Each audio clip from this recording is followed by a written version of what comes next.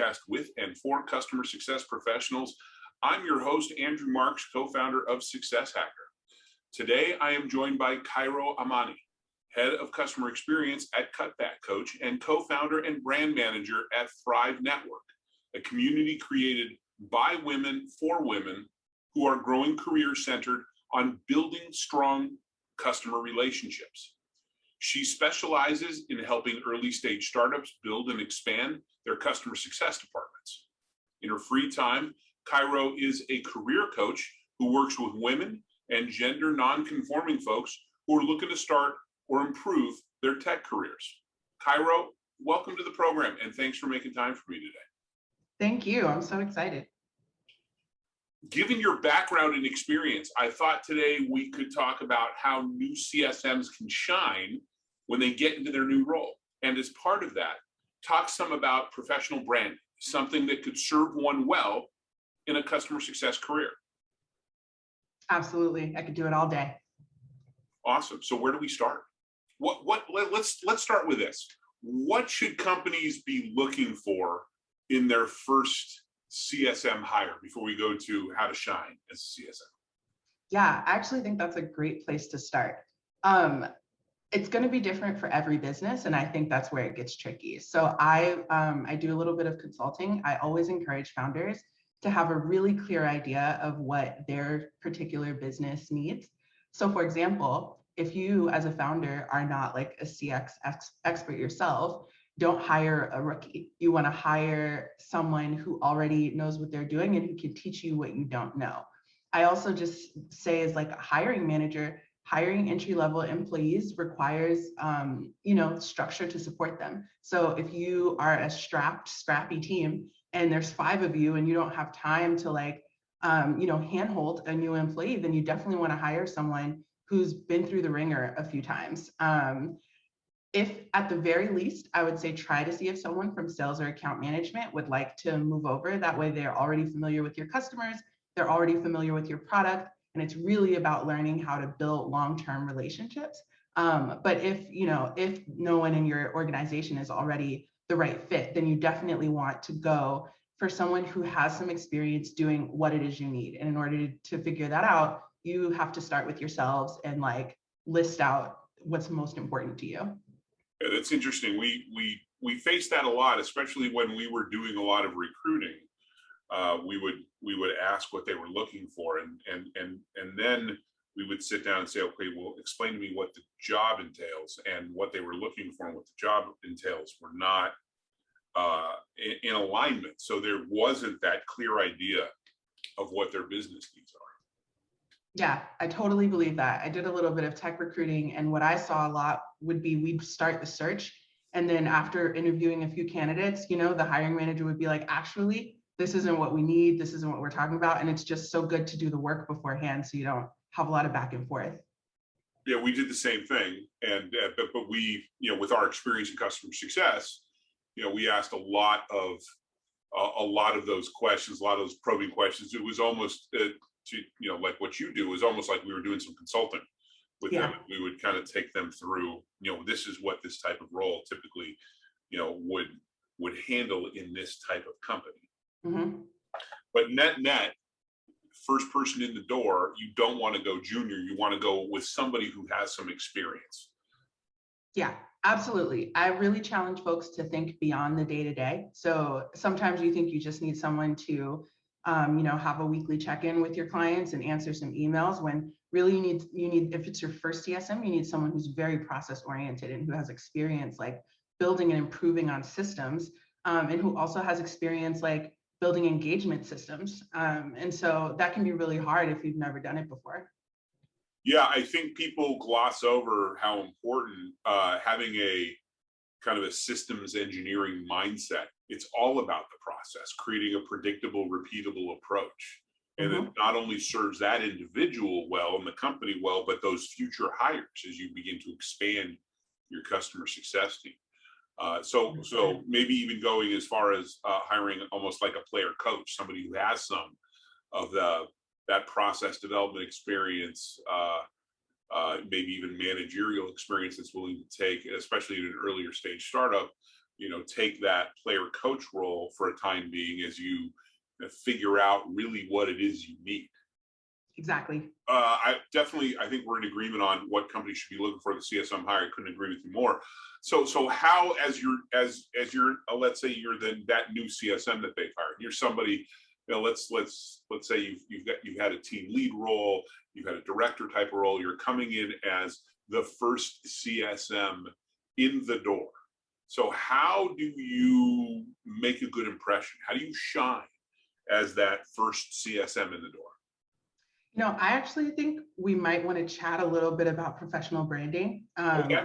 which happens before you get the job, right? Like you're doing work to create your brand ahead of time. And so what I tell my clients is I always say, like, the easiest way to define a professional brand is that it's who you are and what you bring to the table. So you should have 1 to 2 sentences put together that really explain what you do. I always tell folks, like you said in my bio, I help early stage startups build out their customer success departments. And pretty much everyone kind of knows that that's my area of expertise.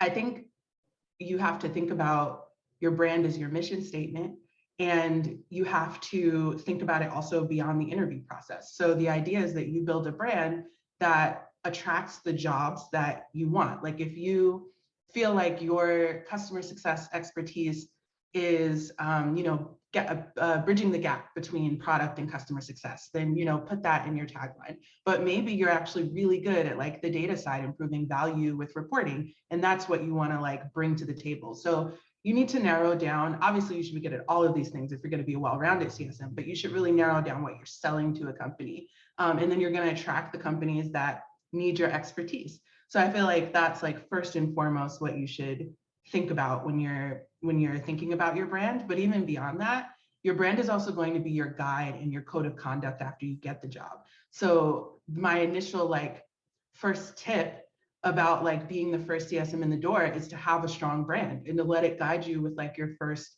like, few projects or things that you go after, or the first conversations that you have, like, your focus area because you know what you're an expert in.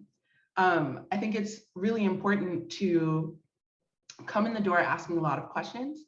I think you need to ramp up quickly, and customer success is all about learning. It's all about learning about the product. It's about understanding what other teams do and how that affects the customer experience.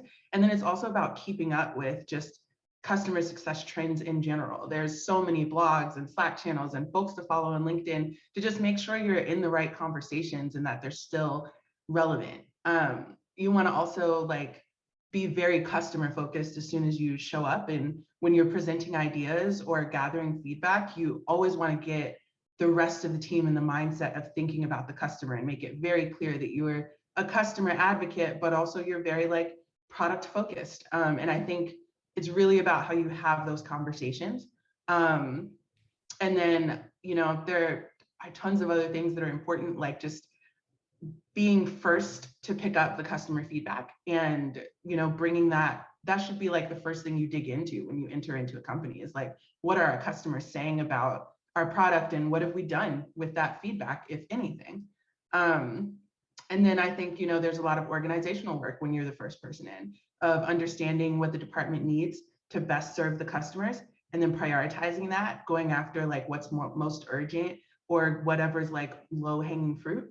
And then, I just feel like it's a lot of research and learning, and making actions that are based on the customer. So from a branding perspective, customers, basically your customer success superpowers, you want to highlight those. You want to highlight those on your resume. You want to highlight those in your LinkedIn profile. And you want to make it very clear what you can do.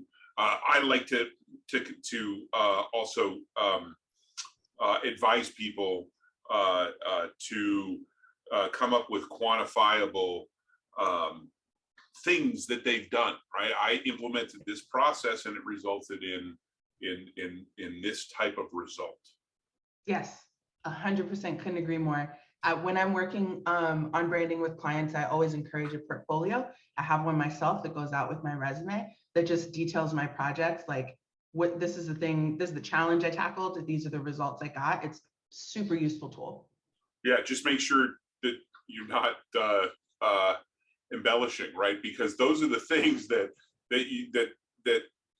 you want things that your hiring managers are going to focus on, right? These are the things that get you in the door. You're not, your resume shouldn't be War and Peace. It doesn't need to show everything. You want it to highlight some of the things that you're most proud of, and more importantly, that you can speak to.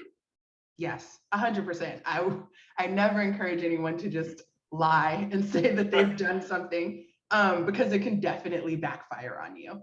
I do, however, as a hiring manager, encourage other folks who are hiring to be open-minded about, something that someone can learn. Like, I wouldn't not hire someone because they've never used Slack. You can learn Slack in a day. You know what I mean? So I think we have to be open-minded, but candidates also have to be honest. It behooves everyone. Yeah, for sure. I definitely have had my share of hiring managers that were looking for unicorns. No pun intended with the logo, but and I'll tell them that. I'm like, you're looking for a unicorn, or we're only looking for A players. I'm like, okay, you know what? That's great and all, but you should consider B players that have the potential to become A players, right? Because part of this is growing people. It's part of your job as a manager. Yes. If you have the infrastructure, I think there's always room to consider what someone can grow into. Like, obviously, if you can't hire someone who's a complete rookie, don't do it. But if you can hire someone with like maybe a year or two less experience than you have, who can get started on things, and then you can catch them up, then absolutely do it. Like, definitely be more open-minded with that. I like the asking lots of questions suggestion as well. And by the way, that's not, I believe that's not only something that you should be doing in the job, that's something you should be doing in the interview as well. Yes. You need to, I always counseled my candidates that you need to show up with a list of questions. Be prepared to ask questions. People who go in an interview and have no questions, that's a warning sign for a hiring manager. Mm-hmm. Yeah. And I also, I'm empathetic. I know that sometimes coming up with questions in an interview can be hard because you feel like you've got a lot of information, but that's why I think it's so important to make sure that when you're learning things, you're learning about the customer success climate in general, because then you can have a conversation about, customer success trends in relation to that product. And it doesn't have to be a typical question about like anything you've learned in that interview. It could be you bringing your expertise and sparking up a conversation about something that is important. And that's very impressive to a hiring manager. So education, I feel like, is just first and foremost, and being more informed can help you ask better questions. Yeah, for sure. Part of this job is about asking questions. A big part of this job, right? Well, one of the things I'm regularly asked are, what are the key skills you think every customer success manager should have? And the first one is empathy. The second one is active listening, right? And part of active listening is asking open-ended questions and demonstrating that you're listening. So relating back in your own words to the person you asked that question, what they said, and that's talk about gold from a good hiring manager, somebody who really understands what this role entails. We'll look at that as a sign of, okay, this person has that active listening skill, which is such an important part of this role. And and that leads into the other thing you said about making sure you're making the right connections, right? Whether that's internally, and I always say that it's so important that we're approaching our colleagues the same way we're approaching our customers, with empathy and with active listening, but also with your customers as well. Yeah, absolutely. I think, like, especially that internal tip, like, it's so important that we're the voice of the customer across all boards, right? So one of the first things I will say this all the time is just that, like, everyone is responsible for the customer experience. And it really is the CSM's job, especially if you're the first one in the door, to make sure that everyone is clear on how what they're doing affects the end experience for the customer. And that is, like, so valuable. I'm super lucky to work at a very customer focused company right now. And our other teams are full of questions about the customer, like, they're ready for it. But in my other roles, I have not been as lucky to have as much, like, to have as many receptive ears toward what the customer is saying. So sometimes it really is an uphill battle that we're all familiar with just like crying out for the customer. But yeah, that internal work is so key. I've had that experience myself working with a chief product officer who didn't care what the customer had to say. You know, No. and if they didn't understand, well, the customer was stupid. And you know, that thing ended up crashing and burning pretty spectacularly. It was like watching a slow moving train wreck into a dumpster fire.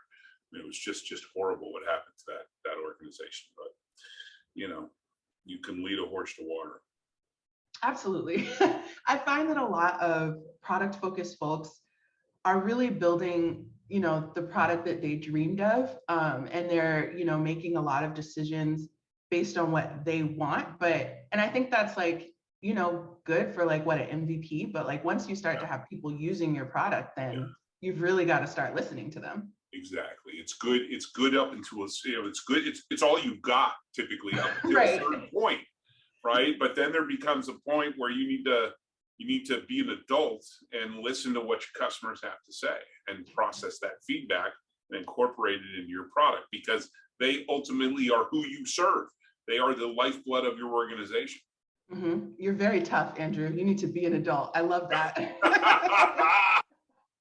Hey, trust me, I've worked with a lot of children. So I want to before we wrap up, I want to circle back though to the professional branding. So I 100% agree with you around the professional branding. You know, when you're in the process of landing that job, but I also think there's something to be said to adjust your brand as you begin to learn more about the domain that you're serving, or you know, or if you already have experience in the domain that you're interviewing with, you know, making sure that you're promoting that as part of your brand. Yeah, I agree. So I encourage my clients to come up with a pitch. So that's the thing that's explaining who they are and what they bring to the table. And then I also encourage them to have a set of like keywords and buzz phrases that they use in regards to like what they do. So you always have a good vocabulary and like a list of things that you are saying about yourself, and you get so comfortable with them. You become so fluent in speaking about your brand that you can, you know, relate it to whatever it is that you're talking about. I have a super easy time explaining customer success to folks, and an easy time explaining like what it's like to work in tech and how you don't always have to be super technical to do it. And I use like relatable terms that I know work over and over. I think when you build your brand, you do have to test it. Interviewing is tiring. There's no way around that. It's always going to be a laborious and like hard work situation. But it can also be an opportunity to learn about yourself. And so I try to get my clients to take the emotional part out of it, because it can be very emotional, especially when you're getting rejected a lot, and treat it like a puzzle. Like, I did this interview, here's what went well, here's what didn't go well, and like, how can I shift the way I talk about my brand? How can I expand, you know, my vocabulary about myself so I can better have these conversations better? So I definitely do think that like as you move along in the process and as you use your brand more and more, you definitely should develop it. And I also think, and this is for anybody who's listening who, you know, doesn't have a customer success role on their profile, on their resume, that you can also sell yourself based off of the experience you bring to the table for that particular, you know, for the domain that vendor is serving. So for example, if you are interviewing for a customer success role with a company that makes project management software, while you may never have been a customer success manager, and maybe you were a project manager, and you should highlight that as your brand. And I'm always suggesting that people, you know, that are just getting into customer success, instead of this kind of spray and pray, I'm just going to throw my resume out there, look for